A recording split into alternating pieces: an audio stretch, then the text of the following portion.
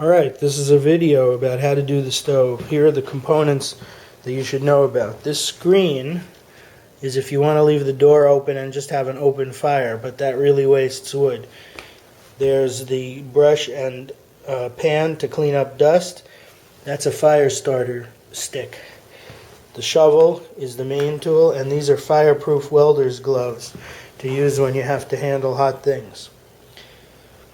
Notice that right now on the top of the stove I have two fans. These are fans that are driven by heat. I don't know if you remember them, if you remember them, but you just place them on top of the stove when it's hot and they will help distribute the heat. Now we're going to talk about how to actually work the stove.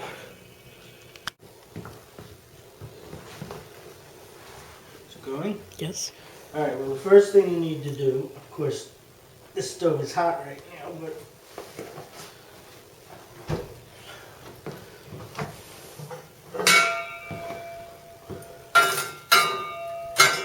first thing you do is pull out this little tray on the bottom and empty the ashes that'll be caught in the tray.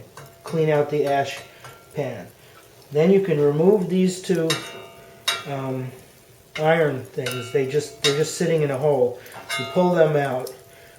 Put wood in the fireplace. Smaller pieces at the bottom and bigger pieces above.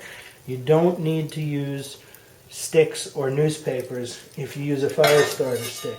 So you pile up a few good pieces of wood. Then you take the fire starter stick. Break it in half, and stick it in two places under the wood.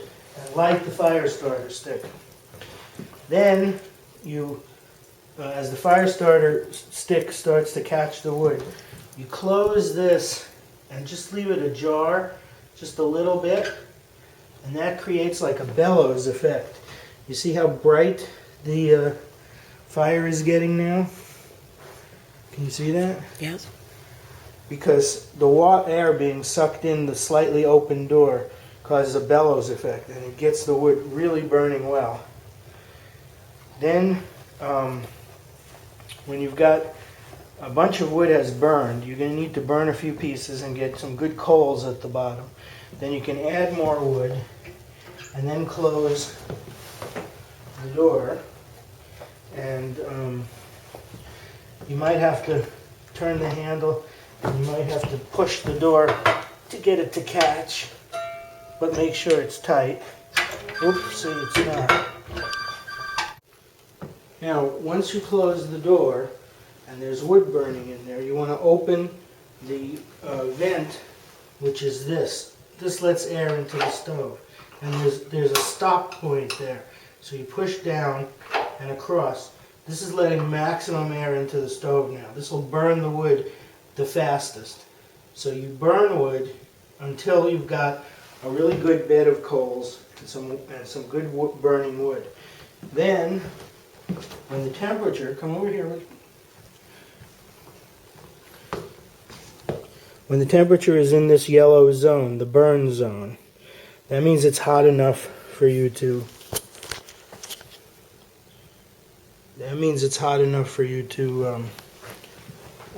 Close the flue.